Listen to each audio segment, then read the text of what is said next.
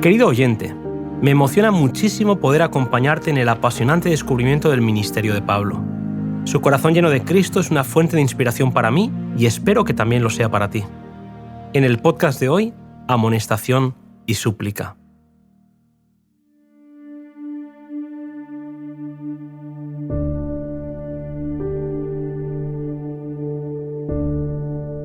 La primera epístola a la iglesia de Corinto fue escrita por el apóstol Pablo durante la última parte de su estancia en Éfeso. Por nadie había sentido el más profundo interés o realizado más incansables esfuerzos que por los creyentes de aquella ciudad. Por 1 año y medio había trabajado entre ellos, señalándoles un Salvador crucificado y resucitado como el único medio de salvación e instándolos a confiar implícitamente en el poder transformador de su gracia. Antes de aceptar en la comunión de la Iglesia a los que profesaban el cristianismo, había tenido cuidado de darles instrucción especial en cuanto a los privilegios y deberes del creyente cristiano, y se había esforzado fervorosamente por ayudarles a ser fieles a sus votos bautismales. Pablo era plenamente consciente del conflicto que toda alma debía sostener con los agentes del mal, y había trabajado incansablemente por fortalecer y confirmar a los nuevos en la fe. Les explicó que cuando somos débiles y estamos rodeados de dudas y luchas, en la entrega completa al Señor, Él nos capacita para vencer. Los creyentes de Corinto estaban rodeados de idolatría y sensualidad. La influencia que el ambiente ejercía sobre ellos era poderosa, pero el ejemplo de fe de Pablo, su oración y su instrucción habían sido un gran ejemplo para ellos. Fue tras la salida de Pablo que la cizaña plantada por el enemigo apareció entre el trigo y comenzó a dar un mal fruto. Poco a poco, muchos llegaron a ser descuidados e indiferentes y permitieron que los gustos y las inclinaciones naturales los dominaran. Pablo ya no estaba con ellos, y aunque les había amonestado por carta, muchos de los creyentes pervirtieron el significado de sus palabras. La Iglesia le envió a Pablo una carta, en la que le pedía consejo respecto a varios asuntos, pero no decía nada de los graves pecados que existían entre ellos. Sin embargo, el Espíritu Santo impresionó fuertemente al apóstol en cuanto a la verdadera condición de la Iglesia. Fue cuando llegaron a Éfeso los de la familia de Cloé, familia cristiana de Corinto, que Pablo pudo saber que la Iglesia estaba desgarrada por divisiones. Algunos falsos maestros estaban induciendo a los miembros a despreciar las instrucciones de Pablo. Por haber descuidado el Evangelio, el orgullo, la idolatría y la sensualidad estaban creciendo constantemente entre aquellos que habían sido una vez celosos en la vida cristiana. Lo que se le decía era el peor temor de Pablo, que con angustia del corazón y con muchas lágrimas pidió consejo a Dios. De buena gana hubiera viajado hasta Corinto, pero envió a Tito para que preparase el terreno primero. Entonces, conservando su alma apoyada en Dios, el apóstol escribió a la iglesia de Corinto una de las más ricas, más instructivas y más poderosas de todas sus cartas. Su iglesia estaba en peligro, y él no podía soportar el pensamiento de no alcanzar sus corazones en este tiempo crítico. Les advirtió fielmente de sus peligros y los reprendió por sus pecados. Les señaló de nuevo a Cristo y trató de despertar nuevamente el fervor de su primera devoción. Con ternura, les recordó el privilegio que tenían de progresar en la vida cristiana por la obra del Espíritu en ellos. Les animó a abandonar las disensiones sintiendo todos una misma cosa, unidos perfectamente en una misma mente y en un mismo parecer.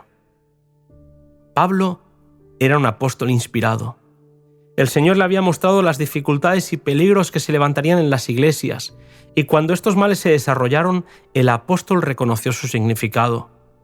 Había sido puesto para defender a la iglesia. Para no causar aún mayor división en la iglesia, no mencionó a los falsos maestros que estaban tratando de destruir el fruto de su labor. Se limitó a describir su propio trabajo entre ellos como la de un perito arquitecto que había puesto el fundamento sobre el cual otros habían edificado. No se ensalzó, sino que reconoció que solo el poder divino lo había capacitado para presentar la verdad de una manera agradable a Dios. Unido con Cristo, el más grande de todos los maestros, Pablo había sido capacitado para impartir lecciones de sabiduría divina. Entre los peores males que se habían desarrollado entre los creyentes corintios figuraba el retorno a muchas de las degradantes costumbres del paganismo. El apóstol advirtió que un poco de levadura leuda toda la masa, por lo que se tendría que cortar ese mal. Además, los hermanos usaban la ley unos contra otros. Pablo censuró tal actitud de acudir a los tribunales del mundo para arreglar asuntos entre los creyentes contradiciendo las enseñanzas del propio Jesús. Lo cierto es que Satanás está tratando constantemente de provocar la desconfianza, desunión, malicia entre el pueblo de Dios.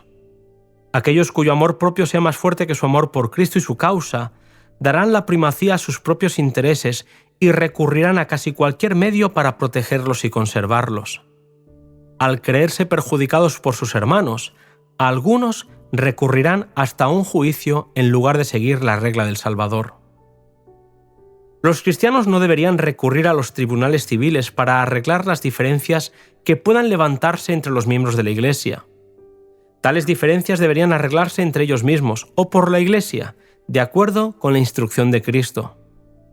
Aunque pueda haberse cometido una injusticia, el seguidor del manso y humilde Jesús sufrirá que se le defraude antes que exponer al mundo los pecados de sus hermanos de la Iglesia. Los pleitos entre hermanos son un oprobio para la causa de la verdad. Los cristianos que recurren a la ley unos contra otros exponen a la Iglesia al ridículo de sus enemigos y provocan el triunfo de las potestades de las tinieblas. Hieren de nuevo a Cristo y le exponen al vituperio. Al pasar por alto la autoridad de la Iglesia, manifiestan menosprecio por Dios, quien dio autoridad a la Iglesia. Cristo tiene poder para guardarnos del mal. Así lo escribió Pablo: «Sois de Cristo, no sois vuestros, comprados sois por precio, glorificad pues a Dios en vuestro cuerpo y en vuestro espíritu, los cuales son de Dios». El apóstol bosquejó francamente el resultado de volver a las prácticas corruptas del pecado, advirtiendo que los que tales cosas hacen no heredarán el reino de Dios. Animó a los creyentes a considerar su cuerpo como el templo del Espíritu Santo y, por lo tanto, propiedad de Dios. El corazón de Pablo estaba lleno de ardiente amor por los creyentes corintios. Anhelaba verlos revelar una piedad interior que los fortaleciera contra la tentación. Sabía que la lucha sería intensa y que tendrían que esforzarse diariamente en el conflicto, guardándose de las tentaciones y de los hábitos e inclinaciones naturales, velando siempre en oración y constante vigilancia.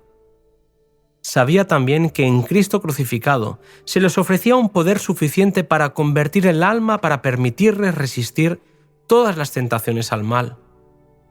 Con la fe en Dios como su armadura y con su palabra como su arma de guerra, serían provistos de un poder interior que los capacitaría para desviar los ataques del enemigo.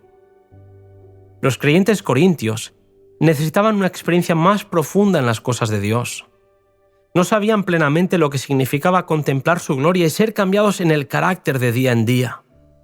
No habían visto sino los primeros rayos de la aurora de esa gloria.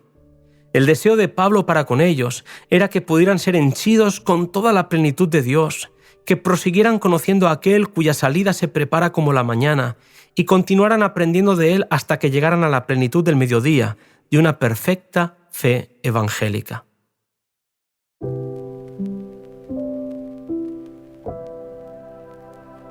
Tiempo nos falta, querido amigo, para seguir analizando esta preciosa carta escrita por Pablo a los Corintios, pero nos volvemos a encontrar en el siguiente audio que se titula Llamamiento a alcanzar una norma más alta.